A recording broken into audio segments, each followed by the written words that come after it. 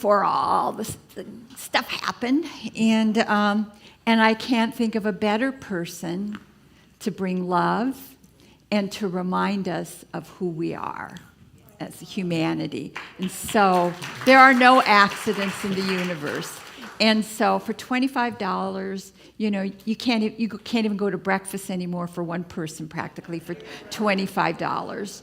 So I'm telling you, we need this. I really encourage you to come back at 1 o'clock and be filled with the music and the energy and the love that Carl brings. So thank you for being here. Thank you, Noya.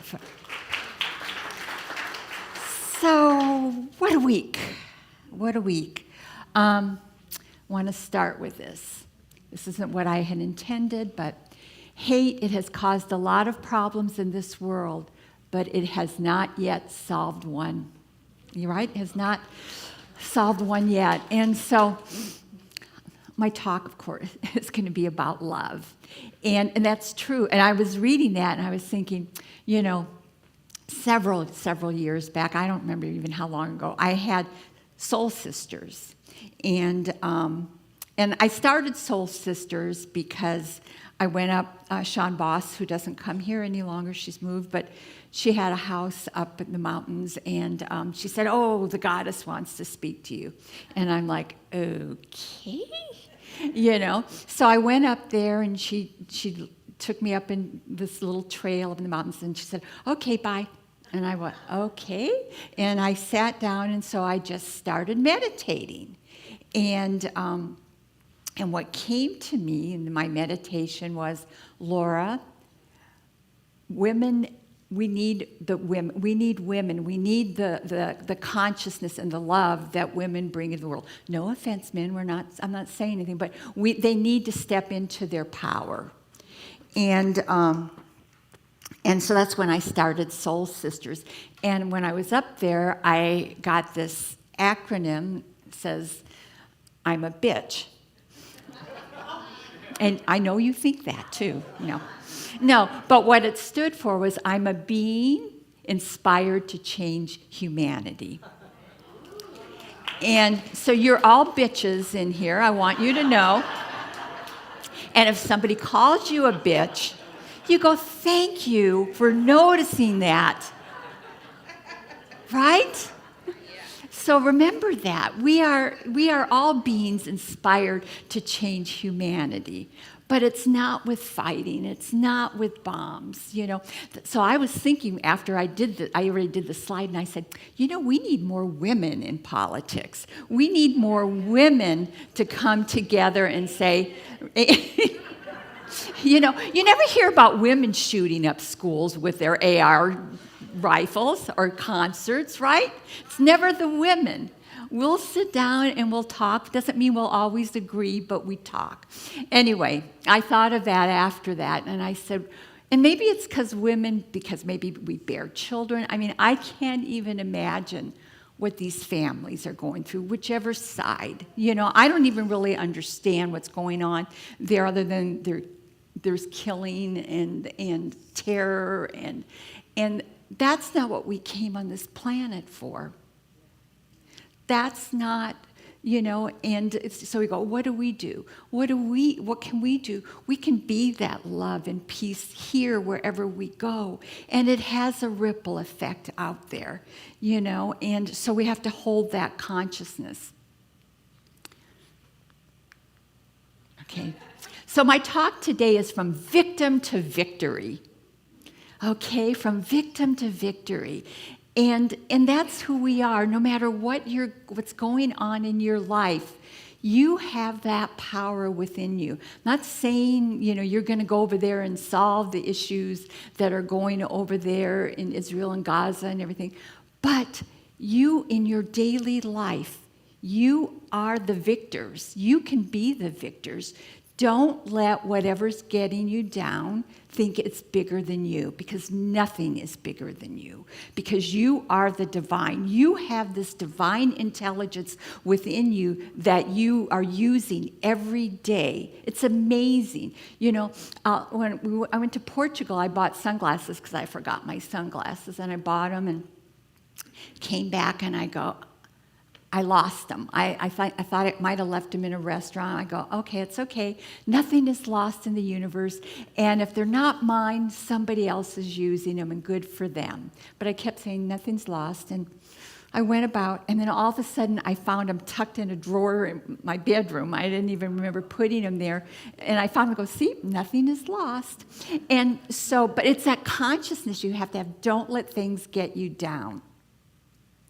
Ernest Holmes, who's our teacher for you who are new, the promise that comes from practicing a conscious sense of union with the divine is a deep, abiding peace, even in the midst of personal or planetary challenges. We can create a spiritual chain reaction which can bring peace in the midst of chaos. Okay? There are a lot of people out there in Jewish faith and Muslims that you may know, and they're going through stuff over this. And even though they're not there, they may know people that have been killed or hurt, or they don't know where they are. And so we need to smile at everybody we see. We need to see that divine in everybody we come in contact with so that they feel it. They feel that you see them. You see, just even in a grocery store, you know, I always talk to the checker at the check stand, and you know, and thank people for what they're doing in the world, how they are contributing. But what I want you to focus on, the promise that comes from practicing a conscious sense of union with the divine, is deep, abiding peace. You have this awareness, you have this power within you, and what I really want to talk about today is we're starting our practitioner class, and one of the books that we're reading is Joseph Murphy, The Power of the Subconscious Mind. The Subconscious Mind. And I haven't read it in years because I read it back when I was going through my education and my training, and I read it and I go, wow, I forgot just how powerful our subconscious mind is. And the way he describes it is, think of this. So the captain of a ship is giving the orders to the crew that's down there, telling them, you know, veer to the right, 50, whatever they say, whatever their language is. But they're telling them, and the crew downstairs, they don't see, they just listen to what the captain is telling them. Well, think about your conscious mind that way. What are you thinking about? What are you telling your conscious mind? You know, you're saying, oh my God, I don't have enough money. I just got this diagnosis, and it's terrible, and the doctor said this and that, and blah, blah. You're telling your subconscious mind, oh, I got to get busy and make this happen. Because your think about this, and the way Joseph Murphy talks about it, he says your subconscious mind told when you were being developed in your mother's womb what to do. The subconscious mind knew how to build your liver, your heart, all your organs, your bones. It knew that was its job. This is what it's supposed to do. Well, that subconscious mind is part of your divinity. It is taking your orders. So if you know, I remember years ago, I was reading a Catherine Ponder book, and I had all these affirmations that I took out of her book. It was about prosperity. And I just sit in my car and I go, money, money, money flows to me easily and effortlessly. And I had all these little affirmations that I would say, and I would kind of sing song, but I wasn't worried about it. I just thought, oh. And like a week later, my husband, we were separated. We never divorced, but we were separated. And he calls me and goes, Laura, it was really weird. He said the boys from his union, they each got $5,000. I don't know how much Bill got, and I got a couple thousand. And he said, and I don't know why we got that money. And I go, oh, I do. Yeah. That's the power of women. No, that's that. That's the power of the subconscious mind. So what are you telling your subconscious mind? Are you saying, I have no ideas? I need a job. No, what you say is, I have the most fabulous job. That job is coming to me. I see it. I feel it. You have to feel it. You have to say say affirmations.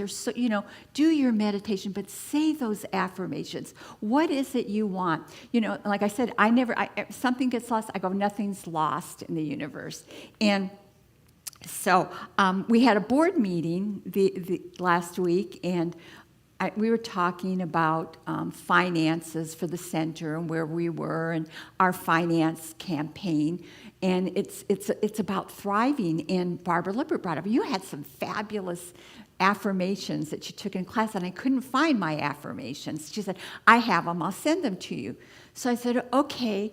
And I said, great, and she didn't send them for a couple of days, and I emailed her, and I go, don't forget the affirmation. She goes, I'm looking for them. I can't find them. I go, okay, and I let it go. And so I'm preparing for the practitioner class, and I was calm, and I'm just looking to see if there's anything I missed. It was from a previous practitioner class.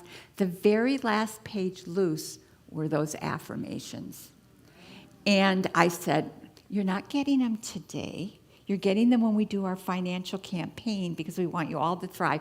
But I had already written a bunch from Joseph Murphy, and I've got them out there, and I'm not going to read them. But there's one for physical healing and needing an answer or direction, and just general. And they're out there in the foyer if you want one. But start getting in the habit of saying positive things to your subconscious mind, because what is wrong with this, William? Oh, thank you, Ryan. You are the captain of your own ship. Okay, you are the one. If your life stinks, who's the common denominator in everything? You are. Don't blame it on somebody else. If somebody else came in your life and gave you a rough time, or is giving you a rough time, something you called in for a divine reason, for you to be there with them, or for you to say, I need to go in a different direction. You are never alone. You have this within you, always. And so you are always the captain of your ship. So what are you thinking? What is your conscious mind focused on? Are you focused on pain? Are you focused on illness? What are you focused on? What it is you're calling into your life? Because now it doesn't mean it's going to happen tomorrow. It could happen today. But what you're doing is you're setting out there, and it's the divinity within you that is saying, oh, she wants that. He wants it. Well, I got to get it. I'm calling it. And it's not that you want. You have to choose it. You have to choose that. And I share this again because I know you've heard it. I've said it before, but I think it's so powerful. When I started my spiritual journey, I was reading Conversations with God. And I was reading the book, and I said to my boy, I was reading it, says, Neil Donald Walsh said God told him, stop wanting and choose. You have to choose what you want. And I'm reading to the boys, I go, oh my God, we're doing this wrong. We can't want, we have to choose. The next day, my youngest son goes to school, and he calls me at the end of the day. I was at work, Mom, you'll never guess what happened today. I said, what, Corey? And he goes, well, I was at school and I wanted a Coke at lunchtime, and I didn't have any money. So I went up to the Coke machine and said, I choose a Coke. And I said, yes. And he goes, a Coke came out. And I go, wow, honey, that's fabulous. Good for you. And he goes, yeah. And he said, and then I went at the end of the day waiting for my ride home, and I thought, I want another Coke. So he said, I went up to the Coke machine, and I go, I choose a Coke. And I hit the button, and Mom, no Coke came on. I go, honey, that happens. You can have one at home, And he goes, no, wait, Mom, no. He said, no Coke came out, but money dropped out. I had enough for the Coke, and I had money left over. So that's how it works, right? So think about that. What are you choosing in your life? What are you choosing? And so feel the joy and restfulness in foreseeing the certain accomplishment of your desire. Any mental picture which you have in your mind is the substance of things hoped for and the evidence of things not seen. So if you're thinking about it and you want it, maybe what you're doing is reading the future. You're seeing that as coming to you. And so that is how powerful you are. You do have that power. Live each day. Look at that don't you just love his face where he's got big dreams. He's got his captain's hat on. And he's got big dreams and he's foreseeing what the future is like. And that's what we need to do. We need to see that whatever is going on in this world, we're a part of. It's not an accident that we're here at this time. We are a part of that love, that divine energy that we're sending out in the planet. You just saying hi to somebody and smiling at somebody that may be having a rough day, you don't know how that's going to affect them, and then that's going to go out, and then it just starts going all over the planet, And so that's what our call is to do right now, is to be that love, to hold that consciousness, to see that peace, to see the things in our life that we're calling for. If we need, if we're out of work and we want it, we know that the perfect opportunity is coming, and it's already ours, and we're choosing that. So I love this. I consciously identify myself with everything that belongs to good, truth, and beauty. Just think of that. Look at that little innocent cat. That's, when you plant a seed in the ground, you plant a tomato seed in the ground. You're not expecting cucumbers to come up.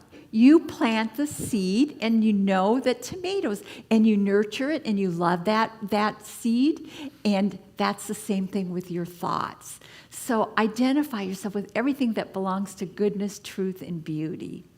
Right? I love that. And so, Ryan, would you change it? This isn't working. So what are you choosing? What are you choosing? Think about that. What are you choosing? Criticism, judgment, anger, whatever. Because in this center, I know what we're choosing. Ryan, my next slide.